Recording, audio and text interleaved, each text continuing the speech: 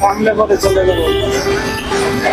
আমার তরফ থেকে বাবা এটা দিলাম আপনাকে, কিছু মনে করেন না, ঠিক আছে? আসসালামু আলাইকুম প্রিয় বন্ধুরা, আসলে ব্রিজের উপর দিয়ে যাচ্ছিলাম তো দেখলাম এক মুরব্বী আঙ্কেল বসে আছে। তো আসলে খুব খারাপ লাগলো, তার জন্য তার সাথে গিয়ে একটু কথা বলি যে আসলেই সে কেন বসে আছে। তো জানতে পারলাম তার অ্যাক্সিডেন্ট করেছে, গাড়ি ব্রেক ফেল করে। তিনি একটা পায়ের খুবই খারাপ অবস্থা, আসলে না দেখলে আপনারা বুঝবেন না। তো আসলে মনের দিক থেকে খুবই খারাপ লাগলো, ভাবলাম দেখি তার পাশে একটু দাঁড়াই, যতটুকুই পারি সামর্থ্য অনুযায়ী তাকে একটু সাহায্য করি।